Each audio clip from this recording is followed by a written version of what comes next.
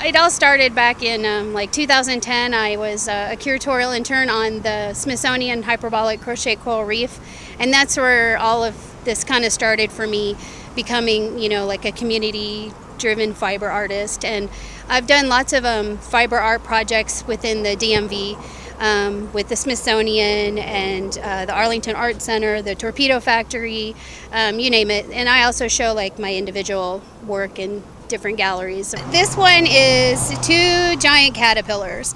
One is about 75 feet long. The other one is 80 feet plus. I'm not exactly sure yet. And they're two adorable caterpillars, and they're following each other. It's a 200 long fence with a bus stop in the middle, so they'll be divided by the bus stop. And it's called, the work installation's titled Scooching Down the Avenue 2x2, and it's just kind of a fun, whimsical piece of art. When I saw the proposal and it was a 200 long fence, that's a lot of ground to cover. Right. So I decided to do caterpillars because I could utilize the majority of the fence without completely covering it in like a sheet of yarn. So, and the caterpillars, they go up and they go down, they wiggle, and they've got wavy little feet on them and a whimsical little smile. So I like all kinds of reactions. Usually it's surprise because people aren't used to seeing yarn in that, they're used to seeing an Afghan on the, laying across their couch or something, and then all of a sudden they see trees wrapped or they see fun, whimsical, bright colors. So it really changes the landscape for a temporary period of time. And my art style is very happy and whimsical, fun and silly. So I usually get really positive reactions.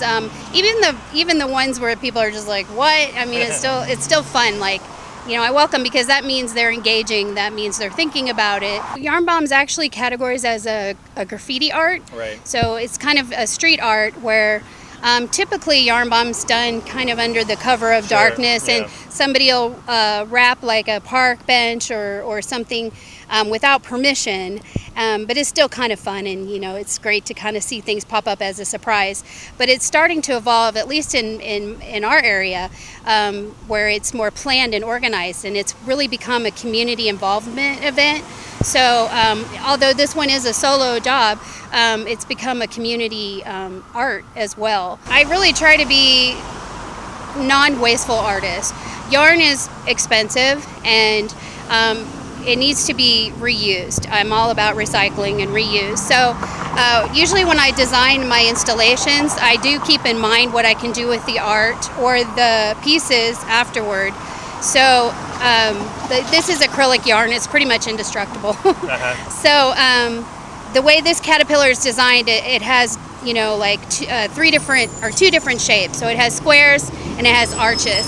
So I'll disassemble it and then wash it up really well, reassemble it into like little baby blankets. I'll assemble the squares together and even the arcs together, and create cute little bright colored baby blankets to be donated. I just recently finished one right before this. If you guys remember, DC had their first festival called By the People, and so I curated a large yarn bomb for the By the People Festival, and it was given by halcyon.org, and they're based in Georgetown. But the festival took place over 6 different locations in DC, and the location I yarn bomb was out at the old Walter Reed Hospital in Ward 4 in DC, and we wrapped a bunch of really gorgeous old trees on the property.